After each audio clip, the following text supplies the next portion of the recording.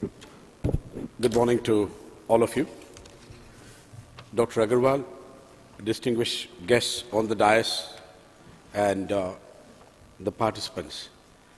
It gives me a great pleasure that GIPC is happening in Hyderabad. Last year it was in Bangalore. And in law school parlance, the competition has always been between Nalsar University of Law in Hyderabad and National Law School in Bangalore. So we do hope that this edition should be better than Bangalore. That was our primary interest of being a knowledge partner to this event. From academic perspective, I just want to recall an incident. This about 25 years, 30 years before, one of my colleagues, when he was in a law college in Pondicherry, Dr. Madhav Menon, who started the National Law Schools in Bangalore, was the principal. So he went once to Jessup Moot Court in US, and he got exposed to IPR, and he came back and he told that our syllabus does not have IPR, so why don't we offer IPR as a course? So Dr. Menon said, certainly, I would like to offer what you want. So you bring me 10 students, he said. No, there are already more than 10 students who want to take it. Then he said, the most difficult thing I will ask you, bring me an IP professor. Then I will start the course. So the problem was, there was no IP professors, because IP was not a mandatory course, even in law schools, for a long time. It was not part of the mandatory syllabus, it was an option. So naturally, since it's an option, people left it as an option, and when they want something mandatory, they don't have the type of capacity to do this. That was a big problem.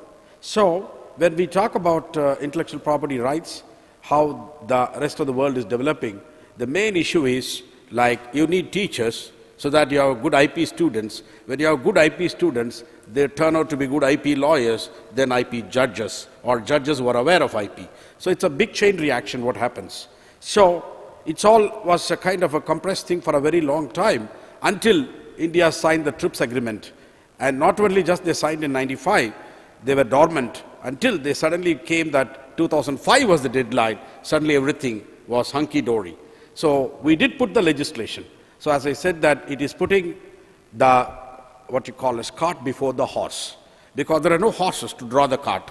In terms of capacity building, whether it is IP teaching, whether even IP lawyering, except for very few who had exposure, and then even judiciary, which could understand the nuances of IP and also the comparative thing, what's happening in different parts of the world, were a problem. But sometimes, as they say, as one of my friends used to tell, everything is in a chaos, but Indian marriages do happen on time when they have to tie the Mangal Sutra.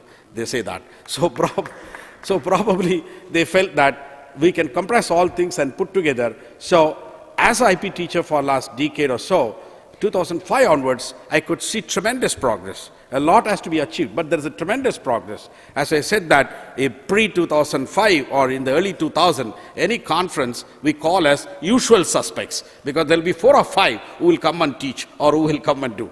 But after 2005, I'm looking at many students share dais with me, and many students are eclipsing me in many things of the standards and the way they know things. So it has been a tremendous progress, and it is in this context I would like to congratulate GIPC for a tremendous way as far as we were doing local conferences, mostly people inside, and GIPC's main thing is that they are able to bring in different dialogues in the same platform. And this is very, very crucial. And we all know that different models are evolving.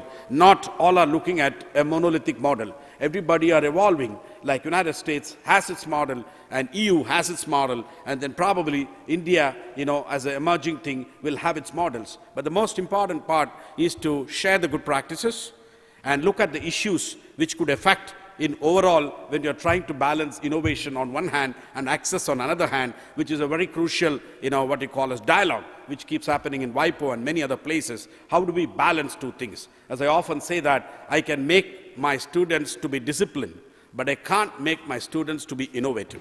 That is with them, and that innovation happens on incentivization.